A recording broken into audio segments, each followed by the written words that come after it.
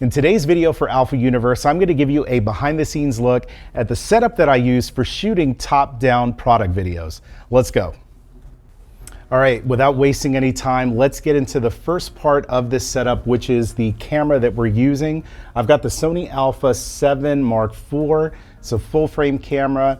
I'm shooting in 4K, 24 frames per second, and it looks fantastic. 4K video is definitely the way that I like to deliver my videos.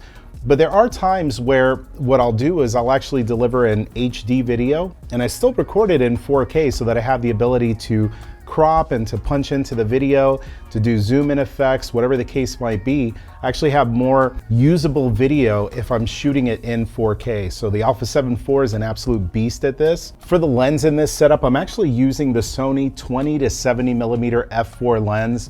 This is a fantastic lens for this type of videography. It's wide enough to where if I wanted to get a really nice wide shot of the entire table, I can do that.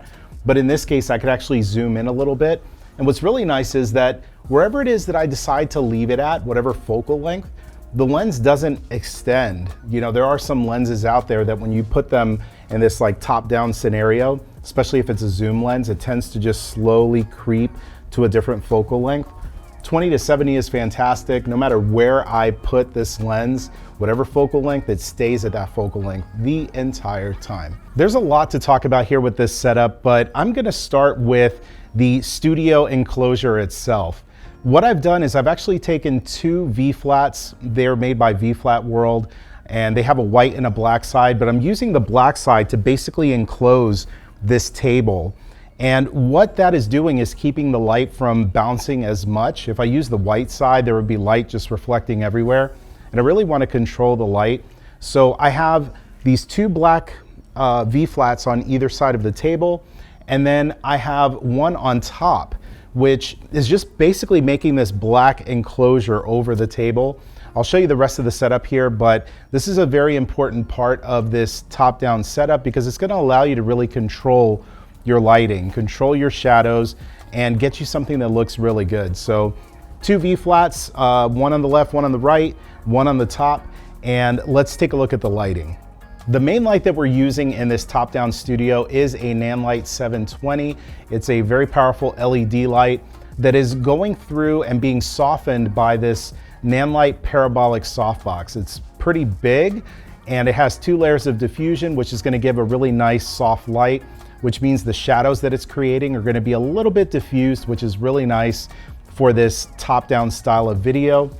And you could actually just use this with the two layers of diffusion and it will do perfectly fine. But I found that if I really want to have those like really soft shadows, what I did was actually put this additional layer of diffusion. This is a Westcott 4x6 scrim, and I've actually got another panel of diffusion here. And this is essentially a triple diffused light source. So it's a nice, big, broad, soft light.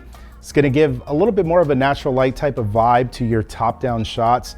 And you could actually just use this one light and call it a day, but if you want additional control over your shadows and just lighting your products in a more interesting way, then you're gonna wanna look at this second light. So as you can see behind me, this is where I'm actually sitting down while I'm doing these top-down videos. And just above me, I've actually got another Nanlite 720 LED light, just like I used for the main light. But this one's a little bit different because I've got it with a strip box. And this strip box is basically just acting as a fill light. So if certain videos, if the product is casting a little bit of a dark shadow, then I could actually fill in those shadow areas using this additional LED light. So if you're into lighting ratios and things like that, I basically have the main light at full power, so it's at 100%. And then this backlight right now is only at 7.8%. So I've got it quite a bit lower in power because all I'm using this for is to fill in the shadows for the product that I'm actually going to be highlighting in this video. So that's the light that we're using. Let's take a look at how I have the camera rigged above the table. Now there's a lot of different ways for you to have your camera above your table, but all of the stuff that I'm using right now is the gear that I use to light my videos and my photography. So it's doing kind of double duty. So in this case, I'm using the same lights, the same roller stands rather, that I would use when I'm doing my photography work. But at the end of that stand, I've actually got a tripod mount that is rigged to the end of this boom arm that's made by Kupo. And what's really great about this is, again, you could add some weights here to the end if you wanted to counterbalance this. But as you can see, it's pretty sturdy. You don't really have to use it, but if you wanted to have that extra layer of security, you could totally do that. It's on a roller stand, so nothing crazy.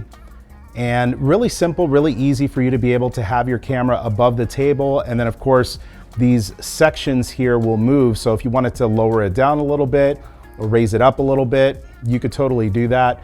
But again, because I have that 20 to 70 millimeter lens on that camera, if I want to go wider, I don't actually have to adjust the stand at all. I could just basically adjust the focal length on the lens and we would be good to go. So let's take a look at what I have on the actual tabletop that will help me to make this process a little bit easier.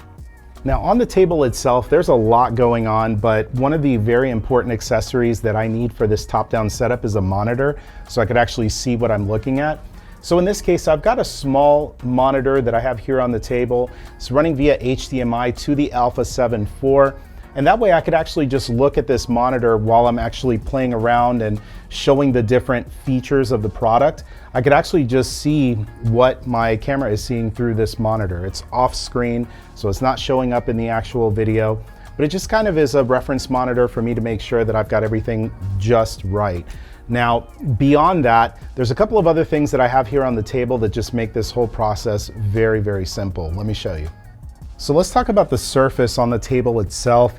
I'm actually using these V-Flat World Duo boards, which are two-sided boards that you can basically just put on your table and add just a really nice texture to your top-down videos. They come in different colors, and I really love using them for this style of videography. Of course, if you want to take top-down photos, you could do a very similar thing as well. But in this case, I'm making a video about the Alpha 6700, and as you could see, product looks really nice in this lighting, really sharp, really detailed. Of course, bringing the product up to the camera using that autofocus, it's just great. You can see a lot of the detail of the product, and it gives viewers just this really close-up look at what the product looks like, which is why I love using this setup for my Alpha Universe videos. But as you can see on the surface here, you can have your product, makes it look nice and clean. But of course you want to add some extra stuff on the table just to add some visual interest. So in this case, I'm using a Color Checker Pro just to add a little splash of color here towards the bottom corner of the screen. Up top, I've got a little Sony Mavipack that I'll have some more info about this on my YouTube channel, but just old media that older cameras used to use.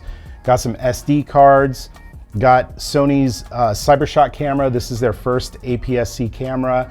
And then of course their Sony CyberShot up top. These things are not really necessary, but they're here just to add a little bit of visual interest to this video.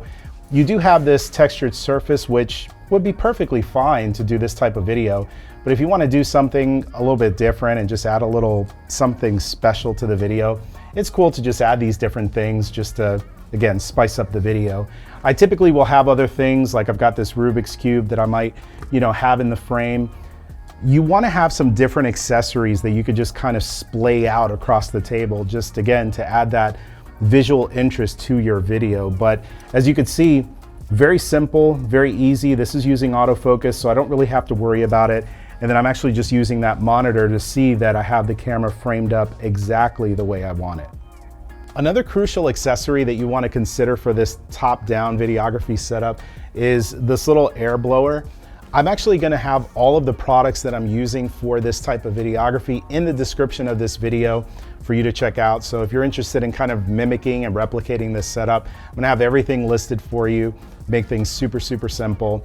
And listen, we have a lot of great videos here on Alpha Universe. Make sure you subscribe and leave a like on this video if it helped you out. It takes time to put these things together, and hopefully it helps you save some time and save some money and get the right things to get the job done correctly. So with that being said, we've got a lot of great videos here on the channel that teach you about videography and content creation. Here's some on the screen for you to check out, and I'll see you next time.